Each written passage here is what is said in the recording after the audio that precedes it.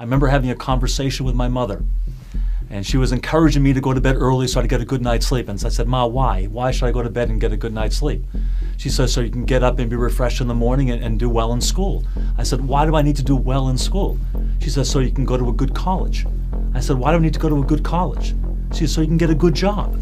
Why do I need to get a good job? So you can have a family and have a house and have the nice things of life. And I said, well, okay, if I have all those things, then what? She goes, then nothing, that's it. I said, is that all there is? Being the only son of a Jewish mother, I was made to feel like I was the center of the universe. It was all about me. And then in the world, when it wasn't about me, it was shocking to me. And I wanted it to be about me. I sought the approval and the affirmation and the confirmation of these things from other people, that in fact it was about me and that I was the center of the universe. I went to a private school and we had to study the life of Jesus at that private school. And I didn't like Jesus, but I wanted to hear from my own rabbi why we don't believe in Jesus. And he explained to me that he couldn't be the Messiah because when Messiah comes, he'll bring peace. And since Jesus has already come and there is no peace, he could not be the Messiah. And that satisfied me for about 7 years. And I was totally satisfied with that answer. It made sense to me. In college, I became a theoretical Marxist. I believed that what the world needed was radical social change, that instead of people competing against each other in the marketplace, that government would come and would create an equal playing field, and even more than that, would create equal outcomes for everyone in the culture.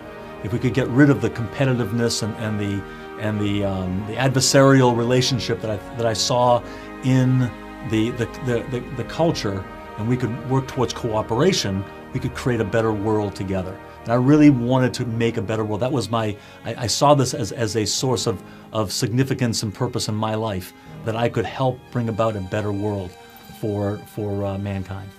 The only problem with my convictions about social change and making a better world was the problem of the brokenness in people. My own personal brokenness, I saw that, my own selfishness, my own pride, my own lust, my own greed, all of those things in my life.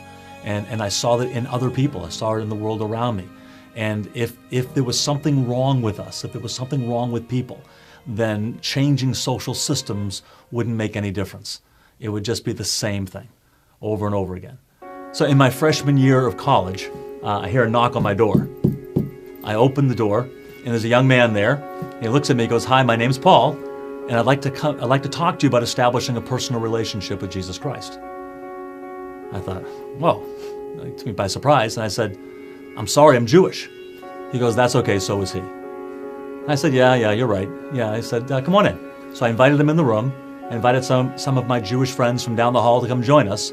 And then he began to explain to us why Jesus was the Jewish Messiah.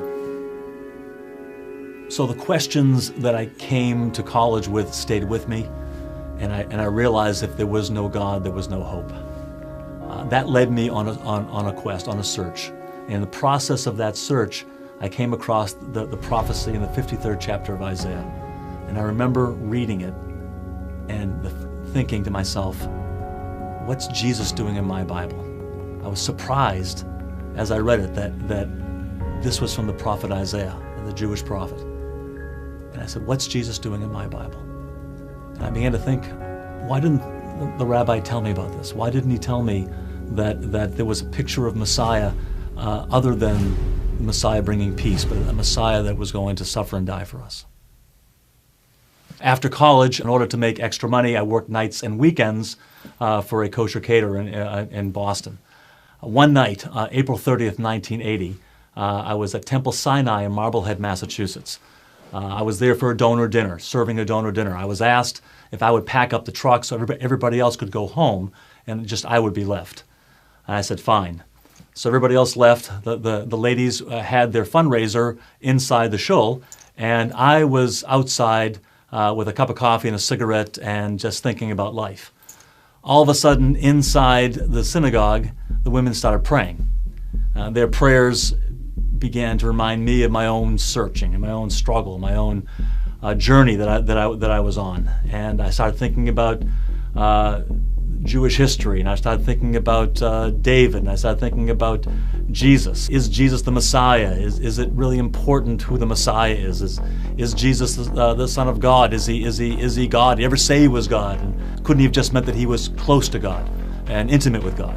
And I said, what difference does that make what the name of God is, as long as we live a good life? And as I'm thinking these things, I'm walking around the temple parking lot, and I get to the end of the parking lot, and I look up, and before me is a gathering of light, and the light forms a figure of a man, and the man is all in light, he's in front of a cross, not on the cross, but in front of a cross, and it's all brightly illuminated in front of me, about 20 yards away from me, as big as life. And I looked up and I saw the figure, and I said, "Oh my God, it's Jesus Christ." And my hands are shaking, and I'm shaking my head on the way home. Did I really see this? Did I really see this? And it scared me so much, I decided to try to put it out of my mind. So I spent the next couple of weeks just partying and going out to bars and just trying to forget about what had happened. And I did this for a couple of weeks of getting drunk and trying to forget. I woke up one morning, I was living at home at the time, and I woke up in the morning and I was getting my orange juice in the kitchen, and my mother looks at me and says, "Rich, what are you running from?" So I came to realize that I wasn't the center of the universe, that God was, that it wasn't about me, it was about Him.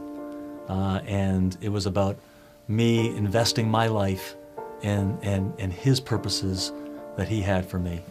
And that gave me such a feeling of meaning and purpose in my life that it was beyond anything that I could have dreamt for. I never thought I'd get the answers.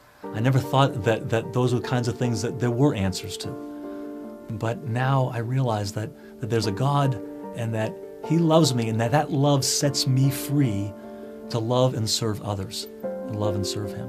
Today I'm married to my beautiful wife Michelle, who happens to be Italian. I thought it was more important to marry a girl that shared my faith in Jesus than it was to marry a Jewish girl. We have three wonderful boys, Joshua 27, Micah 26, and Zach 23. They all have come in their place in their life where they have asked Jesus to be their Messiah and Lord, and they are walking with Him, and so we're very proud of them. I'm teaching as a professor in a graduate school in New York City, and really delight in being able to share my experience and my journey in my life with these young people in the context of a learning environment.